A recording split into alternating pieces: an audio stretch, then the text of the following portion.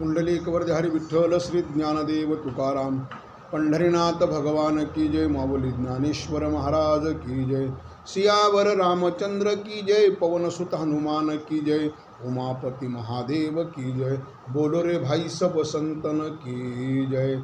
चरित्र रघुनाथस्य शतकोटि प्रविस्तरम, एक एक अक्षरम पूसा महापातक नाशनो।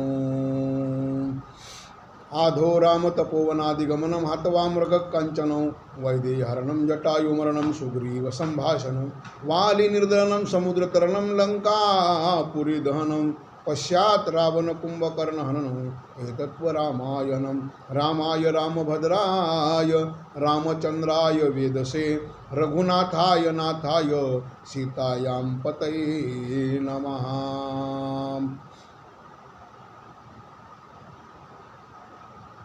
भगवान प्रभू रामचंद्र यांच्या प्रागट्य दिनानिमित्त हे प्रवचनरूपी सेवा, प्रवचनरूपी सेवेसाठी घेतलेला श्लोक वाल्मिकी रामायणातील वाल्मिकीजींनी जे रामायण रचित केलेलं आहे त्या रामायणातील पहिला श्लोक, चरित्र रघुनाथस्य शतकोटि प्रविस्तरम, एक एक अक्षरम पूसा महापातक नाशनम। भगवान परमात्मा प्रभू रामचंद्राचं नाम इतकं श्रेष्ठ आहे की त्या नामस्मरणाने माणसाचं जीवन कृत्य होतं, सगळं पातक नाहीसं होतं। अशा या महान प्रभू रामचंद्राच्या मर्यादा पुरुषोत्तमाच्या या प्रगट दिनानिमित्त आज मी माझे वाक्पुष्प त्यांच्या चरणी समर्पित करतो।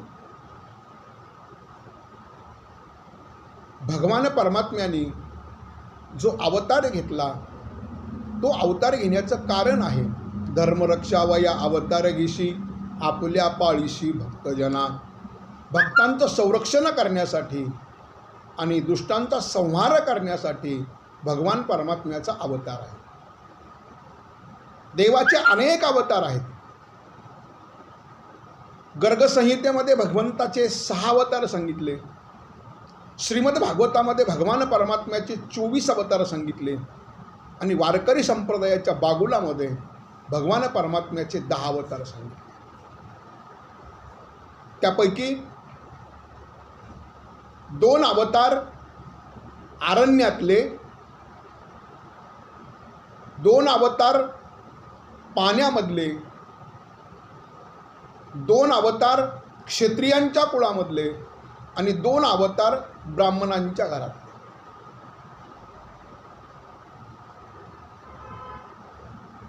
दोन अवतार पाण्यामधले, कच्छ आणि मत्स्य ही 2 अवतार पाण्यातले, 2 अवतार आरण्यामधले, एक नारसिंह आणि एक वराह, 2 क्षत्रिय कुळामधले, एक प्रभू रामचंद्र आणि दुसरे कृष्ण भगवान परमात्मा, आणि 2 ब्राह्मणांच्या कुळामध्ये एक भार्गव राम म्हणजेच परशुराम आणि दुसरे वामनजी। हे 8 अवतार मुख्यत्वे त्या ठिकाणामध्ये सांगितले जातात आणि या 8 अवतारामध्ये भगवान परमात्म्याने जी लीला केलेली आहे त्याच्यामधली लीला जर असेल तर ती मर्यादेनं चालणारी लीला भगवान परमात्मा प्रभू रामचंद्राची। रामचंद्र प्रभू अवताराला येण्याच्या पूर्वी 10,000 वर्षांनी पूर्वी वाल्मिकी मुनींनी भगवान परमात्म्यांचं चरित्र लिहून ठेवलं आणि जे चरित्र भगवंताचं लिहून ठेवलं त्याच चरित्राच्या संयोगाने भगवान परमात्म्यांनी आपलं आयुष्य त्या ठिकाणामध्ये पूर्णत्वाला दिलं। बोलाने देवाने बोलून सुद्धा दाखविलं होतं, बोलिले वाल्मिक तैसेची करीन वर्तोने दावीन नामा म्हणे। ज्या पद्धतीनं वाल्मिकांनी सांगितलं होतं त्या पद्धतीनं मी राहणार आहे असं रामचंद्रांचं म्हणणं होतं आणि म्हणून त्या भगवान परमात्म्याला मर्यादा पुरुषोत्तम म्हणतात।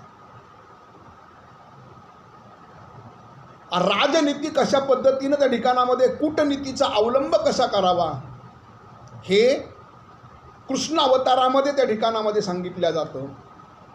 आणि मर्यादा नीतीचं अवलंबन कशा पद्धतीनं करावं हे राम अवतारामध्ये सांगितलं जातं. राम अवतारामध्ये भगवान परमात्मा एक वचनी, एक पत्नी, एक बाणी, मर्यादा पुरुषोत्तम. कारण पूर्ण अवतार भगवान परमात्मा प्रभू रामचंद्राचा आणि परिपूर्णतम अवतार गोपालकृष्णांचा.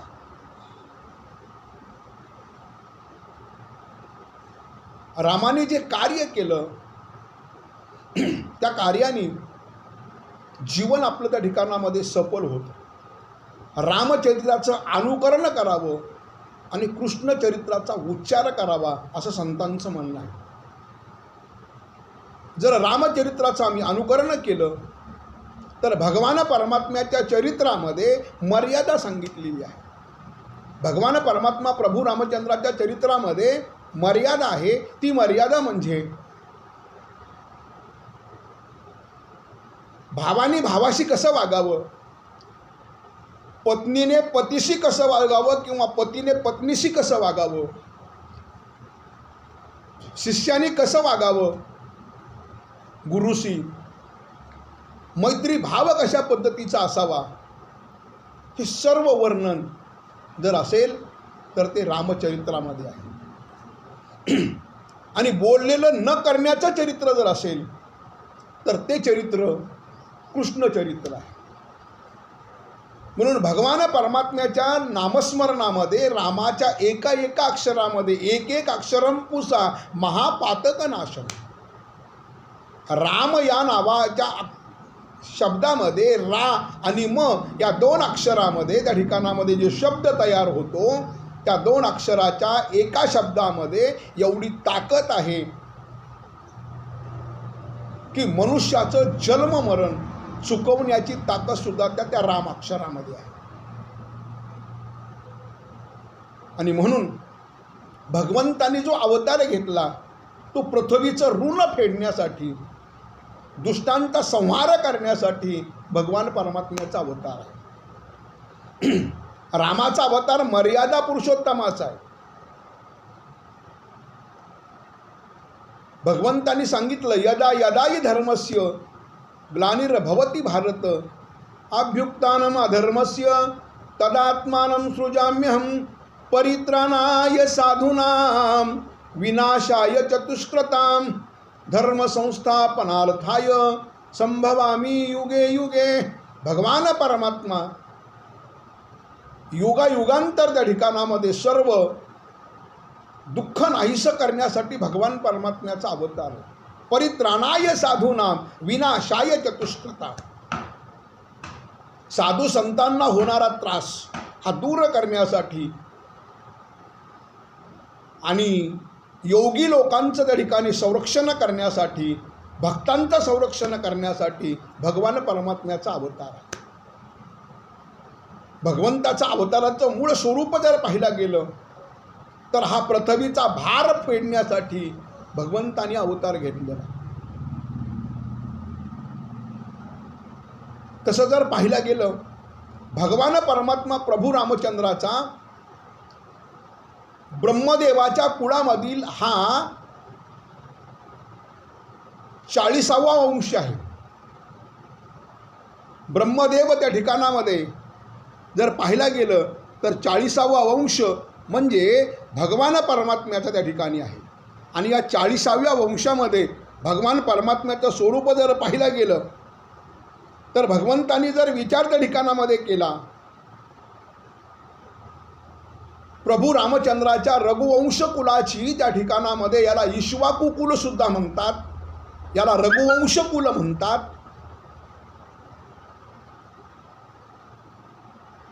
आणि भगवान परमात्म्यांनी रघुकुल तिलक त्या ठिकाणामध्ये नावं लावून घेतलं, रघुकुल नावं लावून घेतलं. त्या रघुकुल नावं लावण्याच्या पाठीमागं सुद्धा अनेक प्रकारची कारणं आहेत. भगवंतानं जे रघुकुल नावं लावून घेतलं त्याच्या पाठीमागे अनेक प्रकारची कारणं आहेत. कारण ब्रह्मदेव, मरीची आणि कश्यप ब्रह्मदेवाचे मरीची, मरीचीचे कश्यप, कश्यपांचे विश्वकू, विकुक्षी, विकुक्षीचे त्या ठिकाणी कुक्षी, कुक्षीचे इक्ष्वाकू, इथनं इक्ष्वाकू कुळाला त्या ठिकाणामध्ये सुरुवात झाली. अयोध्येचं राज्य त्या ठिकाणामध्ये स्थापन केलं. आणि त्यानंतर भगवान जर पाहायला गेलं, इक्ष्वाकू कुळानंतर मनु, विवस्थान,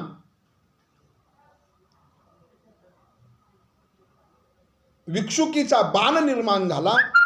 त्या बाणापासून अनरण्य, प्रतू, त्रिशंकू, धुंदुसार, त्या धुंदुसारापासून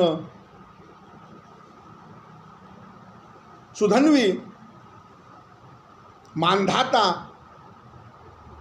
आणि युवनाश्य असे अनेक कुळ त्या ठिकाणामध्ये कुळपती निर्माण झाले.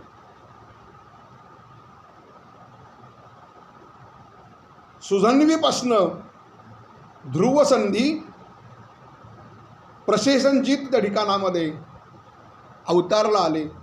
त्यांच्यापासून असणारा भरत राजा, भरतापासनं असित, सगर आणि अंशमन. भरतापासनं जी त्या ठिकाणामध्ये ही रघुकुलाची सुरुवात झाली तो म्हणजे त्या भरत राजांचे, ज्या अंशमनपासनं अंशुमान, दिलीप, भगीरथ, कुकुस्त आणि रघुराजा. रघुराजाला रघुकुल तुलकलाला त्या ठिकाणामध्ये सुरुवात झाली.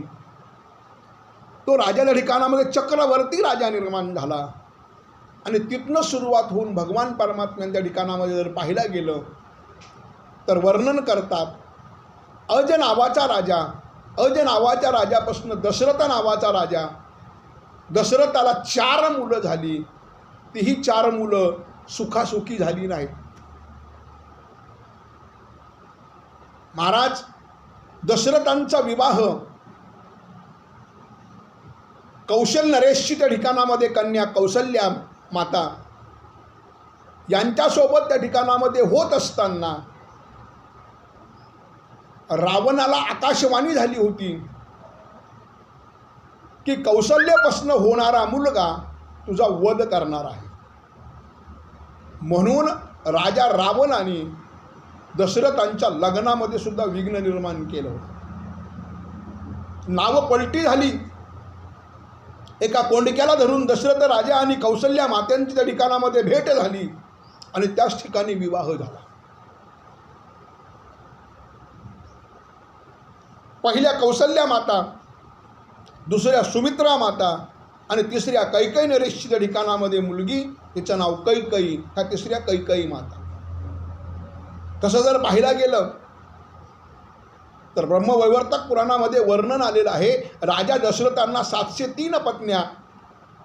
त्या 703 पत्न्यापैकी मुख्य 3 पत्न्यांचीच नावं आहेत. ती म्हणजे कौशल्या माता, सुमित्रा माता, कैकेयी माता.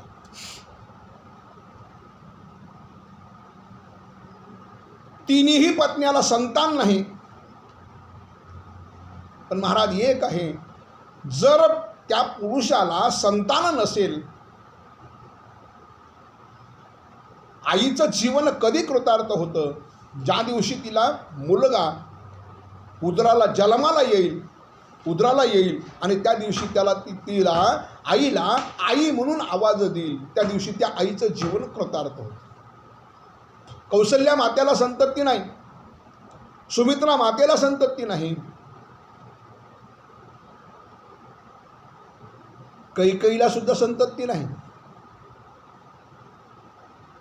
काय करावं? राजाचा कुलधर्म आहे की राजाने रोज शिकारीला जायचं, राजाने शिकार करायची असं शास्त्र आहे. त्या नियमाप्रमाणे राजा दशरथ शिकार करण्यासाठी गेले आणि राजा दशरथ शिकार करण्यासाठी गेल्यानंतर दिवस मावळेपर्यंत शिकार प्राप्त झाली नाही. असा नियम आहे की जर राजाला शिकार नाही मिळाली तर राजाने राज्यामध्ये परत यायचं नाही शिकार घेतल्याशिवाय. म्हणून रात्र झाली आणि त्या रात्रीमध्ये राजा दशरथ तिथेच बसले, एका झाडाच्या आडोशाला बसले. आणि त्यावेळेला त्या त्रेतायुगामध्ये एक महान भगवत भक्त मातृपितृभक्त होता. आणि त्या मातृपितृभक्तांचं नाव आहे श्रावणबाळ. त्या श्रावणबाळांच्या आई वडिलांनी श्रावणबाळांना सांगितलं, बाळा आम्ही नेत्रहीन आहोत, आम्हाला काशी यात्रा करून आण.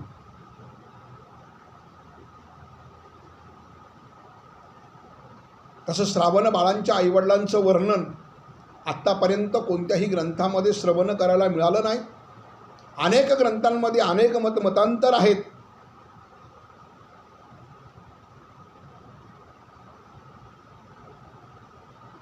पण चिंतनामध्ये आलेलं सांगतो.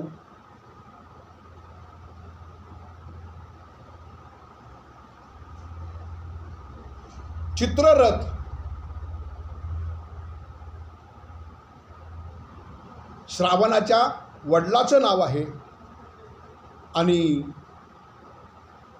रुक्मांगाई श्रावणाच्या आईचं नाव आहे, असं चिंतनामध्ये कुठेतरी आलेलं आहे. पण ते सत्य असेल सांगू शकत नाही. अनेक मतांतर आहेत.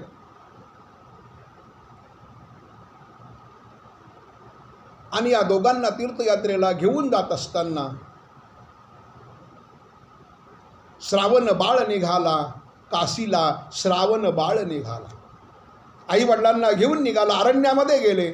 आणि त्या अरण्यामध्ये आपल्या आई वडिलांना तहान लागली म्हणून त्यांनी काय केलं, रात्रीची वेळ आहे, की अंधार पडलेला आहे, आई वडिलांकडे येण्यासाठी आपल्याला रस्ता सापडणार नाही, म्हणून जर आपण आई वडिलांना खाली ठेवावं तर अरण्यामधील हिंस्र प्राणी आपल्या आईवडिलांचा घात करतील, म्हणून त्यांनी ती कावड होती ती झाडाला लटकवली आणि श्रावणबाळ पाणी आणण्यासाठी गेले.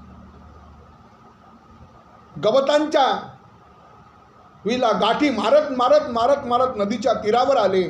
झारी बुडवली आणि ती झारी बुडवल्यानंतर डुबडुब डुबडुब असा आवाज आला आणि एखादा हरिण पाणी पितो आहे हा भास राजा दशरथांचा त्या ठिकाणामध्ये झाला. आणि राजा दशरथांनी बाण सोडला. तो बाण श्रावण बाळांना लागला. हे राम म्हणून श्रावण बाळ खाली पडले. मनुष्याचा आवाज आहे हा विचार मनामध्ये आला. दशरथ राजे जवळ गेले आणि दशरथ राजे जवळ घेऊन राजा दशरथांनी श्रावण बाळांना मांडीवर घेतलं, पूर्व वृत्तांत विचारला आणि त्यांनी सांगितलं, माझे आई वडील तहानलेले आहेत, त्यांना फक्त पाणी द्या आणि माझा घात झाला आहे हे आई वडिलांना सांगू नका. श्रावण बाळाला वचन दिलं. राजा दशरथ त्या ठिकाणामध्ये निघाले आणि राजा दशरथांनी आईवडिलाजवळ गेले, त्यांच्या तोंडाला झारी लावली, पण आपला बाळ आपल्याला बोलत नाहीये ही पाहिलं आणि ती पाणी पिण्यास तयार नाही. त्यांनी सांगितलं, बाळ तू आम्हाला बोलत नाहीयेस, आम्ही तुझ्या हातचं पाणी पिणार नाहीये, जोपर्यंत तू आम्हाला बोलणार नाही तोपर्यंत आम्ही तुझ्या हातचं पाणी पिणार नाही. आम्ही तुला काशीला न्यायला सांगितलं म्हणून तुला कष्ट झालं का, तुला दुःख झालं का, आम्ही तुला ठिकाणामध्ये जड झालेलो आहोत का, म्हणून तू आमच्याशी बोलत नाहीयेस. जर आमच्याशी बोलणार नसेल तर तुझ्या हातचं आम्ही पाणी पिणार नाही. राजा दशरथांनी जड अंतःकरणाने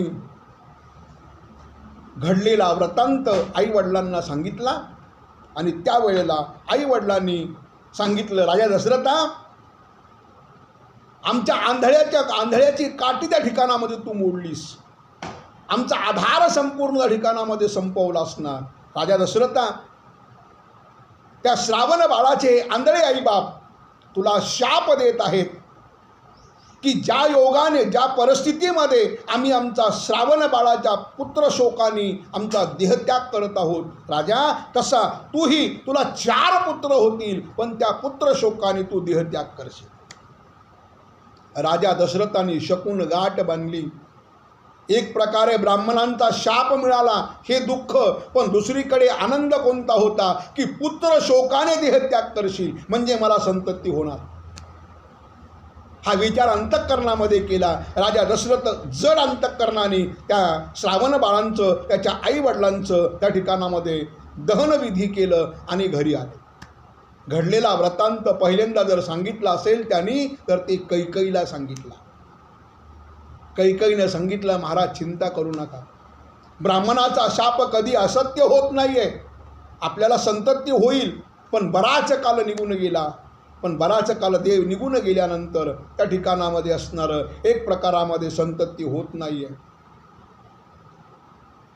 रघुवंशाचे कुलगुरू वसिष्ठांनी त्या ठिकाणामध्ये बोलवलं. वसिष्ठांनी सांगितलं, पुत्र कामिष्ठी नावाचा यज्ञ करावा लागेल. पण एक आहे, पुत्र कामिष्ठी नावाचा यज्ञ करण्यासाठी विभांडकाला बोलवावं लागेल. शृंग ऋषीचा मुलगा विभांडक आणि त्या ठिकाणामध्ये विभांडकाचा मुलगा शृंगी माफ करा, त्या ठिकाणामध्ये असणारा बोलवावं लागेल. आणि त्याला बोलवून त्या ठिकाणामध्ये त्याच्या हातनं यज्ञ करून घ्यावा लागेल. व त्याला बोलवायचं कसं? विभांडकाचा क्रोध अनावर आहे, तो आपल्याला भस्मसात करील हा विचार राजा दशरथांना माहिती होता. म्हणून विभांडकांच्या आश्रमामध्ये अप्सरा पाठवल्या. शृंगीनं कधी अप्सरा स्त्री बघितली नव्हती. त्यांचं मोह त्या ठिकाणामध्ये पाहिला, मोह निर्माण केला, त्याला मोहनास्त्राचं प्रयोजन केलं आणि शृंगीला अयोध्येमध्ये घेऊन आलं. पुत्र कामिष्ठी नावाचा यज्ञ त्या ठिकाणामध्ये केला आणि पुत्र कामिष्ठी नावाचा यज्ञ करून पायस यज्ञ भगवंतांनी आशीर्वाद दिला. यज्ञ भगवान प्रसन्न झाले. पायस पात्र दिलं आणि त्याचे 3 भाग करा म्हणून सांगितले. 3 भाग केले. पहिला भाग कौसल्या मातेला दिला, दुसरा भाग कैकेयी मातेला दिला आणि तिसरा भाग,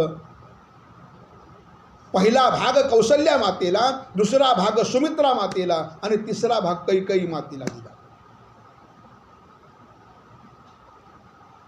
कैकेयीने विचार केला, मी सुंदर आहे, राजाची आवडती आहे आणि आवडती असताना त्यांनी मला त्या ठिकाणामध्ये भाग उशिरा का दिला? क्रोध आला तिला. त्यांनी तो भाग प्राशन केला नाही. आणि वसिष्ठांनी यज्ञनारायणाने सांगितलं होतं की ज्या वेळेला तो भाग हातामध्ये पडेल त्याच वेळेला प्राशन करा, नसता वेळ करिता विघ्न ओढवेल, विलंब करिता विघ्न ओढवेल असा विचार त्या ठिकाणामध्ये सांगितला होता. आणि त्याच वेळेला महाराज विघ्न ओढवलं आणि विघ्न ओढवल्यानंतर भगवान परमात्मा सांगतात की त्यावेळेला घारीनं पिंड त्या ठिकाणामध्ये नेला. कैकेयी दुःखक्रांत झाली. कौसल्या मातेनी अर्धा भाग आणि सुमित्रा मातेनी अर्धा भाग कैकेयी मातेला दिला. तो प्राशन केला आणि प्राशन केल्यानंतर आनंदाचा दिवस उगवला आणि त्याच वेळेला 3ही राण्या गर्भवती राहिल्या.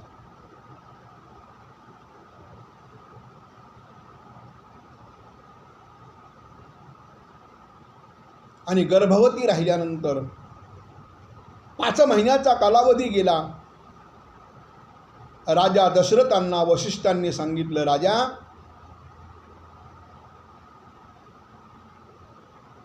जा आपल्या पत्न्यांना डोहाळे विचार.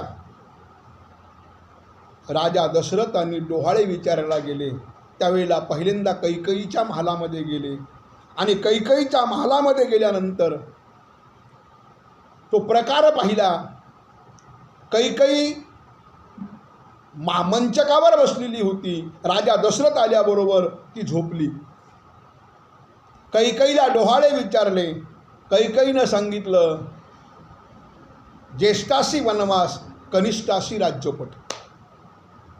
ज्येष्ठाला वनवासाला पाठवा आणि कनिष्ठाला राज्यावर बसवा, अशा प्रकारचं त्या ठिकाणामध्ये मागणी मागितली. जी काही एक प्रकारची लोकनिंदा येईल, जे काही त्या ठिकाणामध्ये लोक माझी निंदा करतील किंवा मला त्या ठिकाणामध्ये नाव ठेवतील, त्याचा मला आनंद आहे, मला त्याचा आनंद आहे, असं तिनं सांगितलं. राजा दुःखी झाले. सुमित्रा मातेच्या महालामध्ये गेले. सुमित्रा मातेच्या महालात गेल्यानंतर तिनं त्यांचं स्वागत केलं. सुमित्रा मातेला डोहाळे विचारले आणि त्यावेळेला सुमित्रा मातेच्या डोहाळ्यामध्ये वाक्य निघालं, ज्येष्ठाची सेवा अखंडित मजसे. ज्येष्ठाची सेवा करण्यासाठी मला ठिकाणामध्ये ताकद मिळावी, मी ज्येष्ठांची सेवा करावी.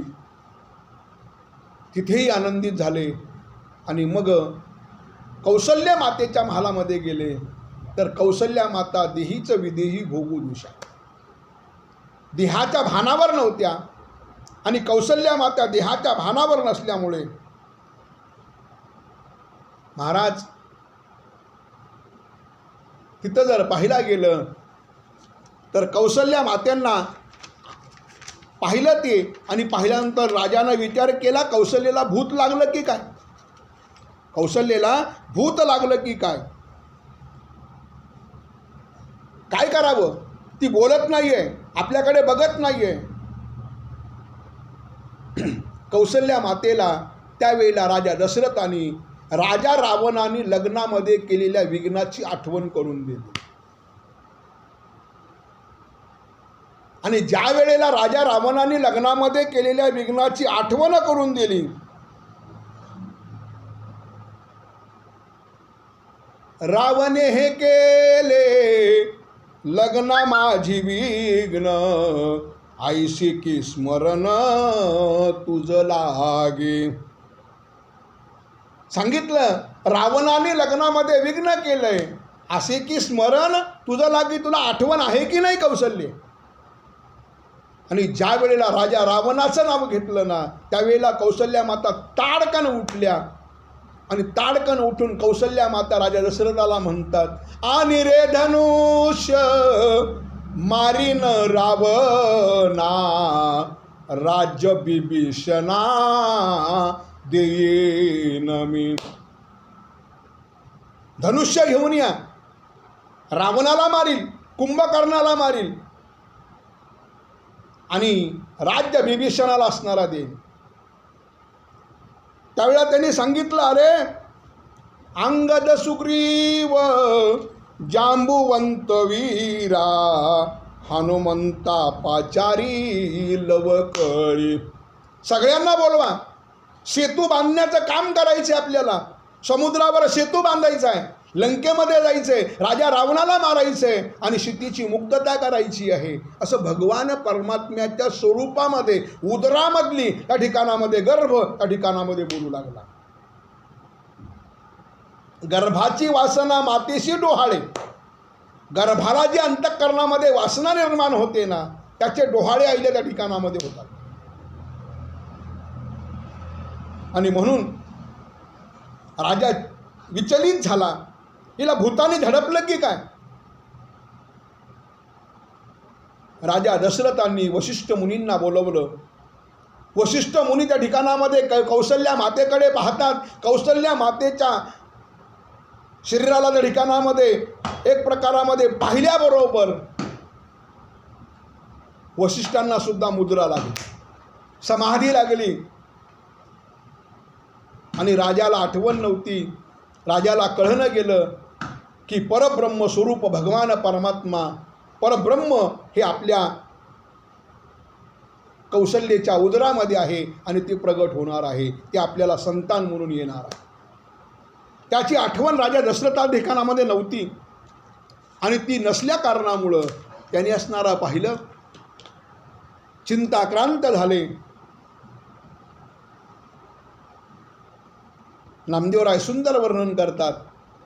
नामदेवरायांनी सांगितलं, परब्रह्मपूर्ण आले माझे घरी, नकळे अंतरी नृपाची या, नकळे अंतरी नृपाची या. परब्रह्म माझ्या घरी येतोय हे अंतःकरणामध्ये दशरथाला समजलं. दशरथ चिंताक्रांत झाले, काय करावं.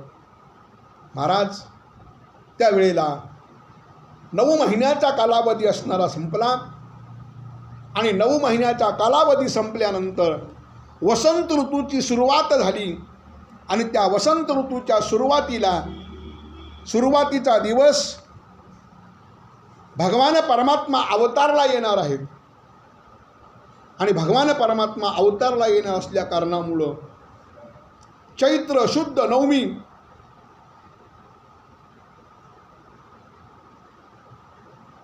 त्या दिवशी भगवान परमात्मा अवतारला येण्याचं ठरवलं. प्रतिपदा भगवंताकडे गेली. तिने सांगितलं, देवा माझ्या या ठिकाणी जन्माला या. प्रतिपदा, द्वितीया, तृतीया, चतुर्थी, पंचमी, षष्ठी, सप्तमी, अष्टमी ह्या सगळ्या त्या भगवान परमात्म्याकडे गेल्या. पण भगवान परमात्म्याने नवमीच्या दिवशी अवतार घ्यायचं ठरवलं. कारण का? भगवंतांनी नवमीच्या दिवशी अवतार घ्यायचं ठरवलं आणि त्या दिवशी भगवान परमात्मा अवतारला येणार. आणि देव अवतारला येणार असल्या काळामुळे सगळ्यांना अतिशय आनंद झाला. सगळे आनंदामध्ये त्या ठिकाणामध्ये असणारा होते. आणि भगवान परमात्मा अवतारला येत असताना भगवंताची 8 वर्षाची मूर्ती कौसल्या मातेसमोर येऊन उभा राहिली. कौसल्या माता म्हणते, देवा 8 वर्षाची मूर्ती? कारण अयोनी संभव आहे तो, त्याला जन्म नाही. आणि म्हणून भगवान परमात्मा अवतारला आले. नामदेवरायाने सुंदर वर्णन केलं. उत्तम तो विचार अंतःकरणामध्ये केला. उत्तम तो कोणता मास? चैत्र मास, ऋतू वसंताचा दिवस, शुक्ल पक्ष ते नवमी, उभे सुरवर ते योमी. सुंदर प्रकारामध्ये भगवान परमात्मा ठिकाणा नामदेवरायाने वर्णन केलं. उत्तम चैत्र मास आहे, ऋतू वसंताचा दिवस आहे, शुक्ल पक्षातली नवमी आहे. सगळे देवलोक आकाशामध्ये येऊन उभा आहे. आणि सगळे देवलोक आकाशामध्ये येऊन उभे असल्या कारणामुळं सर्वांना आनंद आहे. माध्यानासी दिनकर, पळभरी होय स्थिर. माध्यान काल आहे, अभिजित मुहूर्त. आणि त्या माध्यान कालाला जो सूर्य आहे हा थोडासा थांबल्या गेला. सूर्य भगवान परमात्मा थांबल्या गेले आणि विचार अंतःकरणामध्ये केला. धन्य मीच त्रिभुवनी, माझे वंशी चक्रपाणी. मी धन्य आहे, त्रिभुवनामध्ये मी धन्य आहे. भगवान परमात्मा माझ्या उदराला येतात. हा विचार अंतःकरणामध्ये केला. सगळ्या जणांना आनंद निर्माण झाला. सुशोभित दाही दिशा, आनंद नर नारी शेषा. सगळ्या दिशा त्या ठिकाणामध्ये सुशोभित झाल्या. आणि सुशोभित झाल्यामुळे सगळीकडे दाही दिशांना आनंद निर्माण झाला. नाही कौसल्येसी भान, गर्भी आले नारायण. कौसल्या भानावर नाही. कौसल्या मातेचं त्या ठिकाणी देहावसान संपूर्ण त्या ठिकाणामध्ये विसरून गेलेली आहे. देहभान त्या ठिकाणामध्ये विसरली. आणि देहभान कौसल्या मातेंनी विसरला असल्या कारणामुळे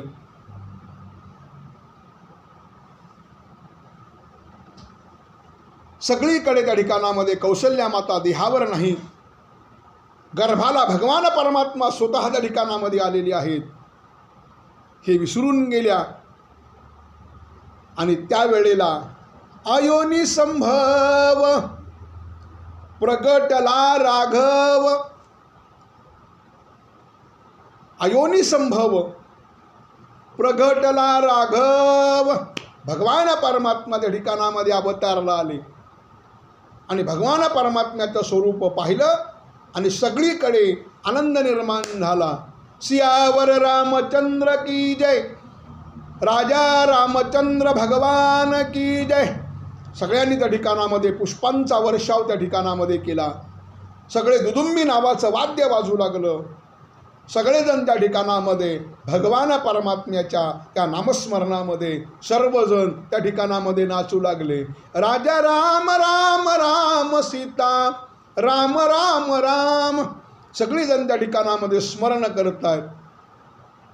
रघुपती राघव राजा राम, पतित पावन सीताराम. श्रीराम जय राम जय जय राम, श्रीराम जय राम जय जय राम, श्रीराम जय राम जय जय राम, श्रीराम जय राम जय जय राम. भगवान परमात्म्याचं स्मरण केलं आणि तो अयोनी संभव अवतार प्रभू रामचंद्राचा त्या ठिकाणामध्ये प्रगट झाला. आणि या प्रगट दिनाच्या निमित्तानं महाराष्ट्रामधील सर्व राम भक्तांना या भगवान परमात्म्याच्या प्रगट दिनानिमित्त रामनवमीच्या निमित्तानं सर्वांना हार्दिक हार्दिक शुभेच्छा. रामराज्य येवो,